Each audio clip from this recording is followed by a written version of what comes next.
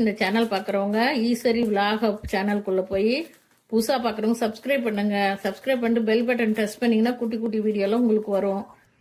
Fried rice, veggie fried rice அடித்து ஆற வச்சுட்டேன். நல்லா இது மாதிரி பளபளன்னு இருக்கணுங்க. சாதம் ஒன்றோட ஒன்று ஒட்டக்கூடாது. அப்போ தான் சாப்பாடு நல்லாயிருக்கும். சூப்பராக செய்யலாம். சிம்பிளாக ஹெல்த்தியான சத்து. எண்ணெய் கொஞ்சம் நல்லா ஊற்றிக்கோங்க. நெய் வேணும். பட்டை, லவங்கம் ஒரு 10 லவங்கம், ஒரு 2 பட்டையை உடைச்சி, ஒரு பெரிய பட்டையை உடைச்சி, பிரியாணி இலை, கருப்பில் ஒரு துளி போட்டுக்கலாம். இஞ்சி பூண்டு விழுது ஒரு 2 ஸ்பூனு, ஒரு 3 பேர் நல்லா சாப்பிட்ற மாதிரி. இது நல்லா சிவந்துருச்சு. இப்போ கேரட்டு, பீன்ஸு காய் போட்டுக்கலாம். நல்லா அப்படியே நீளமா சன்னமா கட் பண்ணிக்கோங்க.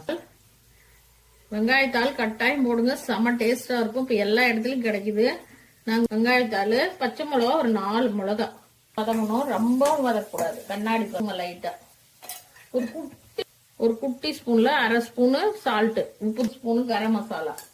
கட்டாயம் இதெல்லாம் போடுங்க. டேஸ்ட் எப்படி இருக்குன்னு நீங்களே பார்த்து சொல்லுவீங்க. நல்லா ஆற வடிச்சு உடச்சி வச்சிருக்கேன் பாருங்க. சும்மா அப்படியே பலன்னு இருக்கு சாதம். ஃப்ரைட் ரைஸ் பவுடர் சும்மா ஒரு 2 ஸ்பூனு. இந்த பவுடர் போட்டிங்கன்னா டேஸ்டா இருக்கும். சோயா சாஸ் காலி ஆயிடுச்சு. சோயா சாஸ் இருந்தா 2 மூடி சோயா சாஸ். இந்த ஃப்ரைட் ரைஸ் பவுடர் போட்டுட்டு ஒரு கிளறு. இப்போ இதுக்கு தேவைக்கேற்ற உப்பு, சால்ட்டு தூள் போட்டுக்கலாம். ஏற்கனவே காய் போட்டிருக்கோம். 1/2 ஸ்பூன் போடுங்க போதும். கட்டாயம் புதினா கொஞ்சம் போடுங்க. டேஸ்ட் சூப்பரா இருக்கும். புதினா, கொத்தமல்லி. Fried rice ready. இது அப்படியே